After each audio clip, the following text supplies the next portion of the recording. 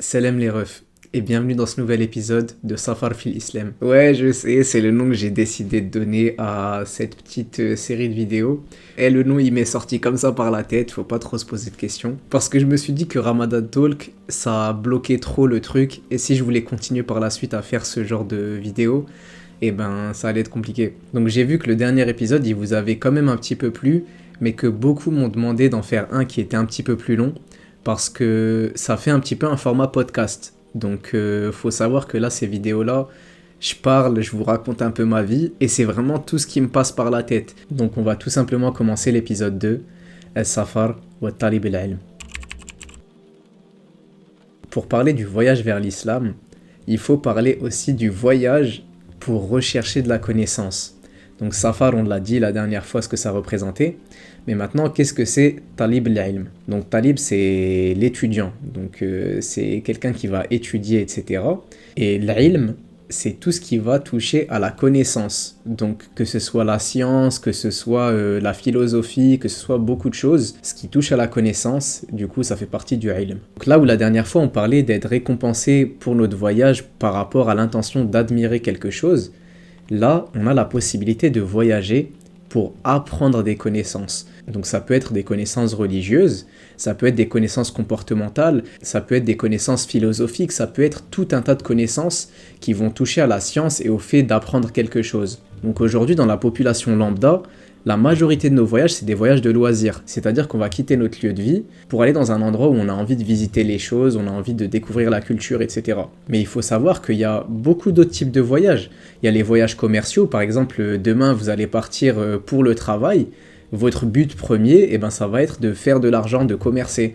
Il y a aussi les voyages par rapport à la connaissance, donc par exemple les échanges étudiants, les stages, etc.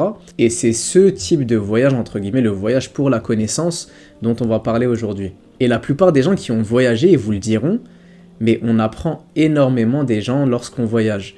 Par rapport à la religion, c'est flagrant à quel point il y a des différences de pratiques religieuses ou même comportementales. Ceux qui ont pu visiter des pays musulmans dans le monde, ils peuvent vous le dire, il y a une différence en termes de comportement chez les gens qui est flagrante. Il va y avoir beaucoup de choses qui vont faire que dans ces pays-là, on a beaucoup à apprendre, ne serait-ce que par la différence, même si c'est pas une différence qui est positive, même s'il y a des choses négatives qui font aussi dans ces pays-là, on a de quoi apprendre et on a de quoi en tirer des leçons. Il y a des gens qui ont cherché l'agrément de Dieu par cette connaissance. Et historiquement parlant, on a des personnes qui sont parties à la recherche de science et vous lisez leur histoire.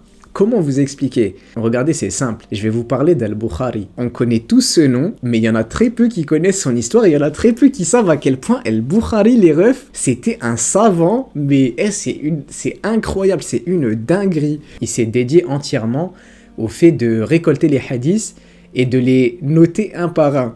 C'est un des rares savants à avoir voyagé vraiment pour rechercher de la connaissance. La plupart des savants, ils étudiaient donc dans leur ville ou ils étudiaient auprès des savants qui étaient déjà présents ou des savants qui venaient dans leur ville ou leur région. Lui, les refs, écoutez juste la description, mais c'était un personnage. Il raconte: je me suis rendu 2 fois en Syrie, en Égypte, en Arabie et 4 fois à Bassora.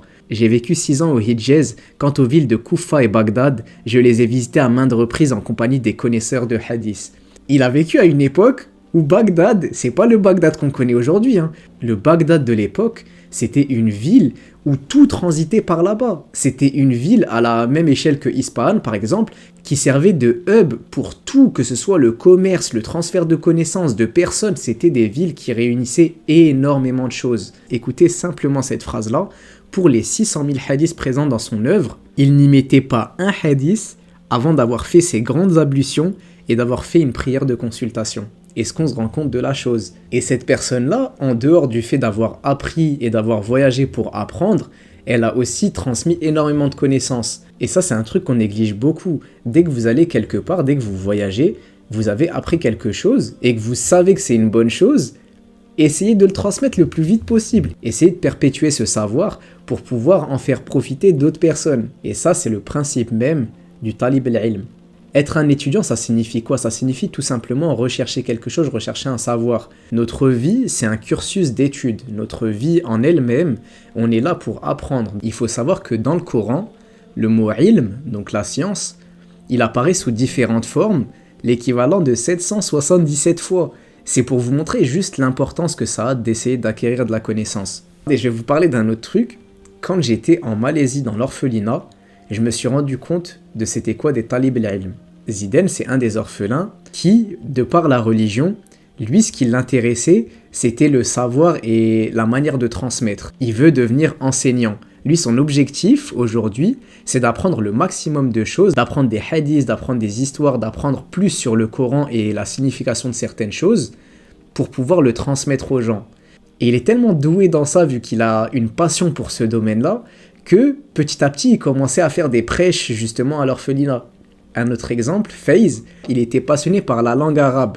Et la langue arabe, elle est tellement complexe, son objectif, lui, c'était d'avoir un vocabulaire le plus diversifié, le plus beau possible, pour parler d'une manière qui soit la plus belle en arabe. Il y en avait un qui voulait façonner son appel à la prière pour qu'il soit le plus beau possible. Donc il apprenait les différentes manières de faire l'Éden, que ce soit celui d'Égypte, celui de Médine, celui de la Mecque, l'Éden marocain, etc., etc. Et je vous promets que ces étudiants-là, quand vous les côtoyez un minimum, vous apprenez énormément de choses et ça vous donne envie à vous aussi d'en apprendre plus. Donc je vais vous donner un hadith du prophète sallallahu alayhi wa sallam qui est rapporté par Abu Darda.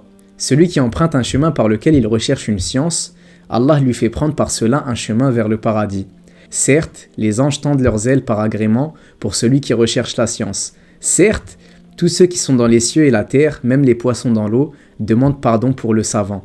Le mérite du savant par rapport à l'adorateur est comme le mérite de la lune par rapport aux autres étoiles. Et certes, les savants sont les héritiers des prophètes, et les prophètes n'ont pas laissé comme héritage des dinars ou des dirhams, mais ils ont laissé comme héritage la science. Celui qui l'apprend aura certes pris la part complète. Quand on lit des choses comme ça, on se dit que vraiment, le voyage c'est un moyen pour nous de nous élever. Donc encore une fois, tout est question d'intention, et tout est question de revoir cette manière de voyager pour pouvoir en tirer du bon de chaque chose. Donc quand vous êtes en voyage, ce que je vous conseille de faire, c'est déjà d'essayer d'apprendre de chaque personne, mais aussi de chercher certains endroits qui sont bons à l'apprentissage, de visiter des bibliothèques, des mosquées, des musées, n'importe quel endroit où vous pourrez acquérir une certaine science qui pourra vous être profitable et aussi que vous allez pouvoir transmettre par la suite. Donc c'est tout pour cet épisode de Safar fil Islam. J'espère qu'il vous aura plu. Je sais, je m'égare dans beaucoup de choses. Je parle de tout et de n'importe quoi quand je filme. Donc j'espère quand même que c'est agréable à écouter. Salam alaikum.